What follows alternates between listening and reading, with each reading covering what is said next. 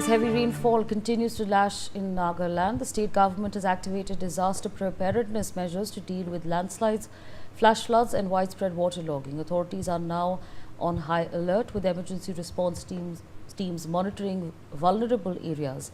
Citizens have been urged to remain vigilant, follow official advisories, avoid unnecessary travel and fully cooperate with rescue and emergency personnel to ensure public safety.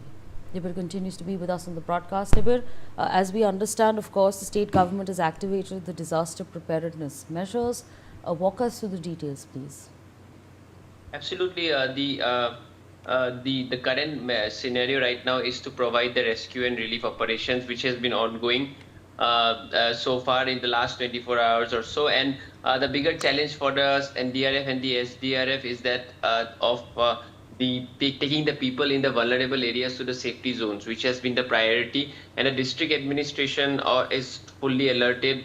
The chief minister has also visited the vulnerable areas. The bigger concern here is that people who are stranded in these areas be taken to the safer zone. That has been the focus so far. And if you see the kind of operations being done, not just by the security forces or the emergency services, but the entire state machinery is working day and night to rescue the people who are impacted by these landslides. And going forward, the next 24 hours will be very crucial because the supply chains have been affected when it comes to supply chains, including food and shelter and water. All these have been very badly impacted, and in those areas which are very remote and very close to the international border, they already have the issue of supply. And when a situation like this happens, it kind of escalates into 10x the problem. So that has been the bigger challenge so far as the state of Nagaland is concerned. However, an all-out effort has been given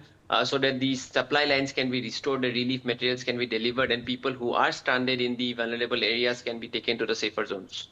Okay, all right. Nibir, stay on with us. We're tracking some more breaking updates.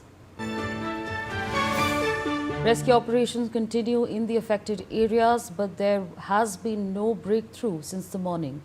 No additional bodies have been recovered as search efforts remain hampered by difficult weather conditions, strong currents and challenging terrain. So far, a total of 4 bodies have been recovered while rescue teams continue their operation in the hope of locating those still missing. Nibir continues to be with us in the broadcast. Nibir, help us understand, of course, it's unfortunate that the rescue teams are facing many challenges due to which no bodies have been recovered so far. But help us understand how many people have gone missing reportedly, and what exactly are these teams doing at the moment, and what are the challenges rather that they're facing?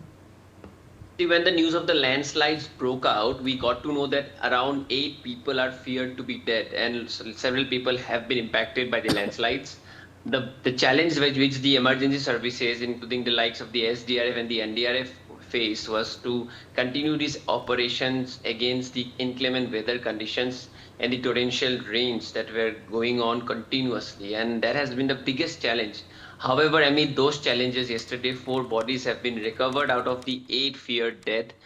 From today morning, early morning hours, when the sunrise happened, these emergency services had undertaken the rescue operations. But unfortunately, the rescue operations have been conducted the whole day. However, the remaining 4 bodies or 4 people we do not know yet are yet to be recovered. That tells you the kind of challenging situation which the emergency services have faced so far in the Mon district, where the rescue operations are currently ongoing. It is a very difficult weather situation. It is a very difficult geographical situation because the terrain is also very difficult. And as per the IMD, has predicted that rainfall is going to continue for the next 2-3 days. So all of it, if you combine, it makes the situation very difficult for these emergency services to continue these operations. And that is the reason we have seen that the rescue operation teams have faced a lot of difficulty when it comes to the evacuation of those people, and also to find out the bodies if so they are there. And that is the biggest challenge currently right now in as far as the evacuation is concerned.